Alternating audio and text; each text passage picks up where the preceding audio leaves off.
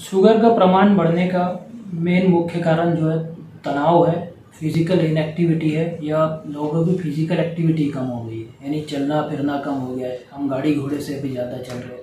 Technology का improvement का कुछ फ़ायदा है तो कुछ नुकसान है। टेक्नोलॉजी के कारण हम बहुत सारी एक्टिविटी कम कर रहे हैं। जितना फिजिकल एक्टिविटी करना चाहिए उतना नहीं कर रहे। लोगों ने जितना समय अपनी बॉडी के लिए देना चाहिए उतना नहीं दे रहे।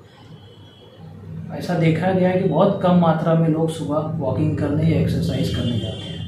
ज़्यादातर लोग के वर्किंग आवर्स काफ़ी लंबे होने की वजह से परेशान है। स्पेशली आईटी सेक्टर वाले 8 से 10-12 घंटे काम करते हैं, तो उनको फिजिकल एक्टिविटी के लिए टाइम नहीं मिलता है। 2 दिन जो भी मिलते हैं सैटरडे संडे, तो मोस्टली वो कंफर्टेबल रहने में या सोने में ज़्यादा समय निकल जाता है आपका। रहा यंग लोगों में डायबिटीज़ या ब्लड प्रेशर या और भी मोटापा या उससे हार्ट से रिलेटेड बीमारी बढ़ते जा रही है, उसका कारण ये है कि आउटडोर एक्टिविटीज़ कम होती जा रही है। स्पोर्ट्स का जो पहले कल्चर था स्कूलों में कॉलेज में, वो पहले से कम होता जा रहा है।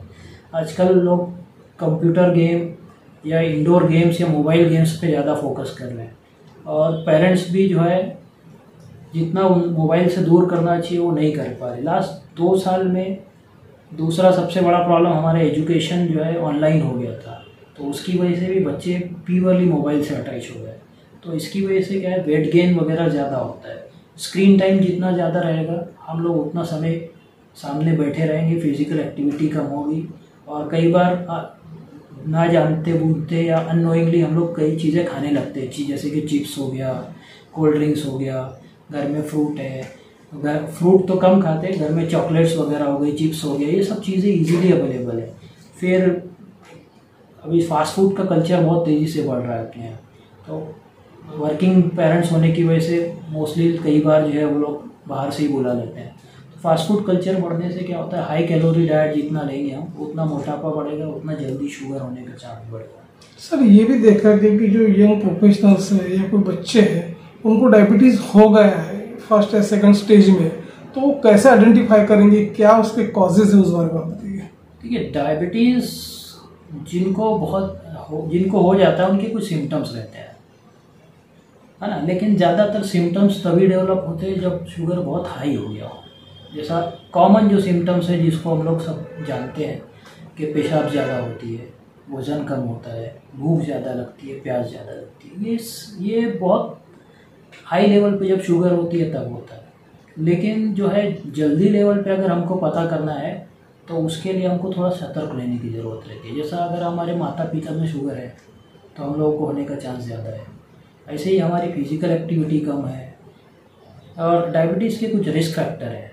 रिस्क फैक्टर मतलब जिन लोगों में वो रिस्क होता है उनमें संभावना ज़्यादा होती है, जैसा कि जिनमें बीपी का शिकायत होती है, जिनकी उम्र 45 साल से ज़्यादा है, जिनकी मदर को जो है मतलब जब प्रेगनेंसी में ऑलरेडी शुगर हुई थी, मोटापा फैमिली में ज़्यादा है, आप ज़हनी तनाव या प्रेशर के ज़्यादा शिकार है, जिनका कोलेस्ट्रॉल बहुत गड़बड़ होता है। एक मेटाबॉलिक सिंड्रोम करके एक चीज़ होती है जिसमें मोटापा होता है। हमारा जो ये है वेस्ट हिप, ये 90 सेंटीमीटर से ज़्यादा होता है मेल में, और फीमेल में 80 सेंटीमीटर से ज़्यादा होता है। तो अगर इन लोगों में है तो इन लोगों में शुगर होने की संभावना बाकी लोगों के मुकाबले ज़्यादा है। सर जब हम बात की जाए जो पर्टिकुलर जो डायबिटीज से ग्रस्त है उन्होंने किस तरह के लाइफ स्टाइल्स को मेंटेन करना चाहिए, उस बारे में बताइए। ठीक है, अडल्ट मतलब मैं जो है ना आपको ब्रॉड उसमें बात करूँगा। तो जो अडल्ट है यानी जिनको डायबिटीज़ हो गई ऑलरेडी, तो उन लोगों को तो फिजिकल एक्टिविटी मस्ट है। डेली जो है at least 5 days a week 45 minute to 1 hour चलना चाहिए। हफ्ते में 3 दिन, अगर कोई दूसरा प्रॉब्लम नहीं है तो फिजिकल एक्टिविटी में वेट ट्रेनिंग करना चाहिए। वेट ट्रेनिंग मतलब जो है वेट लिफ्टिंग वगैरह भी कर सकते हैं, या सिंपल पुशअप वगैरह जो अपनी बॉडी वेट से जो अपन एक्सरसाइज करते हैं वो करना चाहिए। वेट ट्रेनिंग में जो है मेनली कार्डियो, जिसको एक्सरसाइज में जो है हम कार्डियो बोलते हैं, जिसमें वॉकिंग होती है, स्विमिंग होती है, आप जुम्बा या डांसिंग कर सकते हैं, साइकिलिंग कर सकते हैं। और वेट ट्रेनिंग में जो है मोस्टली जिम या घर पे जो है स्ट्रेच रेजिस्टेंस ट्रेनिंग की जाती है। तो ये एक्सरसाइजेस करना चाहिए। एक चीज़ आपको डाइट में बहुत ज़्यादा फोकस करना चाहिए, क्योंकि डाइट सबसे इम्पोर्टेंट पार्ट है अगर हम लो कार्ब डाइट या 50 to 60% कार्बोहाइड्रेट ही खाते हैं तो हमारा शुगर उतना ज़्यादा नहीं बढ़ेगा। अगर इंडियन एवरेज डाइट हम बात करें तो उसमें जो है 60 से 70% कार्बोहाइड्रेट होता है। कार्बोहाइड्रेट मतलब शुगर, एक टाइप का शुगर ही है जो आगे कन्वर्ट होकर ग्लूकोज में कन्वर्ट होता है अपनी बॉडी में। तो जितनी कम मात्रा में रहेगा उतना ज़्यादा फायदा होगा, लेकिन एटलीस्ट इतनी मात्रा रहना चाहिए कि बॉडी पे कोई एडवर्स इफेक्ट ना हो। तो 50-60% हम कार्बोहाइड्रेट पे डाइट वाली लें तो ज़्यादा अच्छा है। तो स्पेशली उसमें राइस कम करना चाहिए। अगर आप चपाती खा रहे हैं तो आजकल मल्टीग्रेन गेहूं की रोटी आ गई है तो वो ले सकते हैं। बहुत ज़्यादा मीठे फ्रूट्स अवॉइड करना है, स्पेशली जैसे आम हो गया, चीकू हो गया, सीताफल हो गया।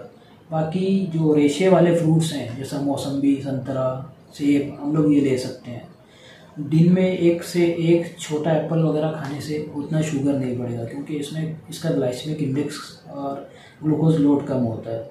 ऐसे ही हम जो है हमको खाने में प्रोटीन लेना चाहिए। जितना हमारा प्रोटीन वेट है, आइडियल वेट, अगर सपोज 70 kg वेट है आइडियल वेट, तो हमको 70 ग्राम्स प्रोटीन लेना चाहिए दिन भर में। प्रोटीन लेने से हमारी मसल बनी रहती है और लॉन्ग टर्म में जो है इससे जो है हमारी बॉडी को एक मेंटेन रहती है। दूसरा चीज़, इससे शुगर वगैरह नहीं बढ़ता है। तो प्रोटीन लेने से जो है शुगर में स्पाइक कम होते हैं। तो हर खाने के साथ हम प्रोटीन ले सकते हैं। अब प्रोटीन क्या है, वेज है और नॉन वेज है। तो जो वेजिटेरियन लोग हैं उनको सोयाबीन वगैरह ले सकते हैं, दालें हैं और दूध है, मतलब डेयरी प्रोडक्ट्स जो है वो ले सकते हैं। प्लस कई बार प्योर वेजिटेरियन लोगों में थोड़ा प्रोटीन की वो चॉइसेस कम है तो वो प्रोटीन पाउडर ले सकते हैं। नॉन वेजिटेरियन में तो काफ़ी चॉइसेस है, जैसा चिकन हो गया, एग वाइट हो गया, अंडे की सफ़ेदी हो गई, देन फिश हो गया, और कुछ लोग जो है मटन पसंद करते हैं तो वो लीन मीट ले सकते हैं, यानी बिना चर्बी वाला लीन मीट बोलते हैं, वो ले सकते हैं। ये लेकर अगर आप एक मिनिमम मात्रा में लेते हैं जो अलाउड है तो उससे बहुत ज़्यादा फर्क नहीं पड़ता। लेकिन जो भी बिंज ड्रिंकिंग करते हैं या बहुत ज़्यादा मात्रा में लेते हैं उससे जो है ऑलरेडी बॉडी के हर पार्ट को नुकसान होता है, सबसे ज़्यादा लीवर को नुकसान होता है। तो लीवर और शुगर जो है, लीवर पे इफेक्ट होगा तो शुगर ज़्यादा अनकंट्रोल होगा। विदर्भ के और इंटरस्टेट के दर्शक आपको लाइव देख रहे हैं, जैसे कि आपने दर्शकों को बताया कि किस तरह की आहार पद्धति होना चाहिए, किस तरह का आहार लेना चाहिए, किस तरह से प्रिकॉशंस रखना चाहिए। अब हमारे दर्शकों को आप ये भी बताइए कि ऐसे दर्शक हैं कि जो काफ़ी दूर रहते हैं, दूर दराज में रहते हैं, जो आपसे ऑनलाइन कंसल्टेशन करना चाहते हैं या आपके क्लिनिक में यहाँ पे आके विजिट करना चाहते हैं, तो ये हॉस्पिटल में किस तरह की फैसिलिटीज़ अवेलेबल उस बारे में बताइए आप। देखिए, हमारी ओपीडी जो है मेनली ये ओपीडी है। ओपीडी यानी हॉस्पिटल नहीं है, ये ओपीडी है जहाँ पे हम लोग ऑनलाइन कंसल्टेशन भी करते हैं डायबिटीज़ का, और जो है होम यहाँ पे भी मतलब ऑफिस कंसल्टेशन भी करते हैं। तो ज़्यादातर मेरे 99% पेशेंट ऐसे एक्चुअली डायबिटीज़ के ही होते हैं।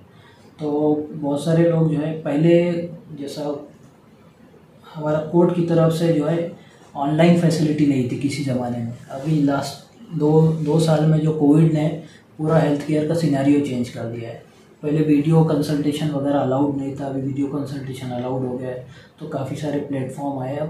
अब लोग जो है अपने घर से बैठ के भी ऑनलाइन कंसल्टेशन कर सकते हैं और वो काफ़ी इजी हो गया है। जो 100, 200, 300 किलोमीटर से दूर से आते थे, कई बार अकेले नहीं आ पाते थे, उनको किसी को लाना पड़ता था। तो वो बहुत सारे प्रॉब्लम सॉल्व होते जा रहे लोगों के। बस उनको ये पता रहना चाहिए कि किससे हमको कांटेक्ट करना है। सर, डायबिटीज़ पूरी तरह से ख़त्म नहीं होता जड़ से, हालांकि कंट्रोल होता है। देखिए, डायबिटीज़ पूरी तरह से ख़त्म नहीं होता, ये बात भी गलत है। एक्चुअली डायबिटीज़ रिवर्सल के कंसेप्ट आ चुके हैं काफ़ी। हाँ, तो डायबिटीज़ रिवर्सल पे बहुत सारे डॉक्टर्स या बहुत सारे क्लिनिक्स फोकस कर रहे हैं। डायबिटीज़ रिवर्सल उनमें ज़्यादा आसान है जिनका जो ओवरवेट या ओबीस है बहुत, यानी जिनका वज़न जो है अपनी आइडियल बॉडी वेट से काफ़ी ज़्यादा है। उन लोगों में डायबिटीज़ रिवर्सल या डायबिटीज़ ख़त्म होने की संभावना ज़्यादा है। स्टिल डायबिटीज़ रिवर्सल का एग्जैक्ट मीनिंग ये होता है कि आप जो भी मात्रा में मेडिसिन ले रहे हो उससे कम हो जाए। तो आम लोगों की भी वो कम होती है। अगर आप डाइट उस हिसाब से खाएं कि जिससे शुगर ना बढ़े तो डायबिटीज़ रिवर्स होने के चांसेस हाई है। आप फिज़िकल एक्टिविटी या आइडियल बॉडी वेट को फॉलो करें तो आप डायबिटीज़ रिवर्स कर सकते हैं। और लेकिन ये सब ज़रूरी है कि डॉक्टर की सलाह के बिना ना करें, क्योंकि डॉक्टर आपको सही सलाह दे सकता है, सही गाइड कर सकता है कि किस तरीके से करना है। काफ़ी जगह यह डायबिटीज़ रिवर्सल के प्रोग्राम शुरू है और हर डॉक्टर जो है उस पर फोकस करता है, लेकिन लोग जो है मतलब जितना लोगों ने खाने पे या अपना एक्सरसाइज पे फोकस करना चाहिए उतना अभी फोकस नहीं है लोगों को। जो कोमॉर्बिडिटी पेशेंट है वह आपसे संपर्क करना चाहे तो पर्टिकुलरली आपका क्लिनिक कहाँ पे लोकेटेड है, उस बारे में आप बताइए। मेरा क्लिनिक जो है यहाँ पे नागपुर में जाफर नगर करके एरिया है, वहाँ पे मेन रोड पे ही है। और यहाँ पे हम डॉक्टर का डायरेक्ट नाम डालें, डॉक्टर असमी बन्ना या नुसरा डायबिटीज़ सेंटर, तो आपको जो है गूगल पे डायरेक्ट वो उसका लिंक मिल जाता है, वहाँ से एड्रेस के थ्रू डायरेक्ट यहाँ पे पहुँच सकते हैं।